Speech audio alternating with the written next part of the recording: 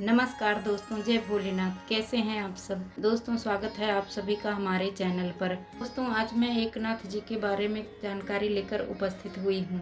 दोस्तों, महाराष्ट्र के पैठण नगरी में निवास करने वाले संत एकनाथ जी को शांति ब्रह्म कहा जाता था। उनकी जितनी लोकप्रियता बढ़ती जाती थी, उतने ही उनके विरोधी उन्हें परेशान करके उनकी शांति भंग करने की कोशिश करते थे। दोस्तों, संत जी सुबह नियमित रूप से गोदावरी नदी पर स्नान करने के लिए जाते थे। एक दिन वह स्नान करके लौट रहे थे, तभी किसी ने छज्जे से पान खाकर उनके शरीर पर थूक दिया। संत जी बिना कुछ बोले फिर से स्नान किया। ऐसा कई बार हुआ और संत जी स्नान करते रहे। अंत में उस महानुभाव को खुद पर शर्म महसूस हुई। वह तेजी से नीचे आए और संत जी के चरणों में गिरकर माफी मांगने लगे। संत जी ने उन्हें बड़े प्यार से गले लगाते हुए कहा, आप इतना रो क्यों रहे हो? अपने आप को दोष मत दो, उल्टा मुझे आपको धन्यवाद देना चाहिए। आपकी वजह से मुझे 100 बार गंगा स्नान का पुण्य मिला है। संत जी ने सहनशीलता का प्रमाण देते हुए उसके अंदर की बुराइयों को ख़त्म कर दिया। दोस्तों, एक बार एक ज़रूरतमंद सज्जन को अपनी बेटी की शादी के लिए पैसे की ज़रूरत थी। उसने कई जगह जाकर मांग की, लेकिन उसे रुपए देने से सभी ने इनकार कर दिया।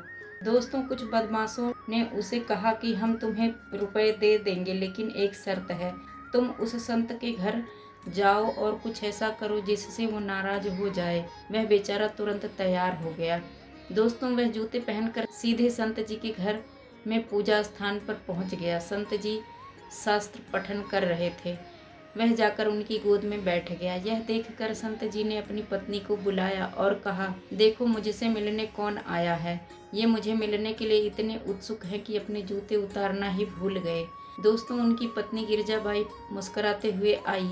उन्होंने उसका अभिनंदन किया और अपने हाथों से उनके जूते उतार कर बाहर रख दिए। दोस्तों, उस सज्जन ने देखा कि यह नुस्खा भी कुछ काम नहीं आया। गिरजाबाई ने उसे हाथ पैर धोने के लिए पानी दिया। संत जी ने उसे भोजन करने का आग्रह किया। वह संत के साथ भोजन के लिए बैठ गया। गिरजाबाई नीचे झुककर दाल चावल पर घी डाल रही थी। तभी वह उठकर उनकी पीठ पर बैठ गया। दोस्तों, संत जी ने कहा, संभल जाओ, नहीं तो बेचारे गिर जाएंगे। गिरजाबाई ने मुस्कुराते हुए जवाब दिया, मैं इन्हें बिल्कुल गिरने नहीं दूंगी। मुझे मेरे बेटे हरि को पीठ पर बिठाकर काम करने की आदत है। दोस्तों, संत एकनाथ जी शांति ब्रह्म थे, तो गिरजाबाई शांति सरिता थी। बेचारा सज्जन गिरजाबाई के चरणों में सर रखकर बहुत रोया।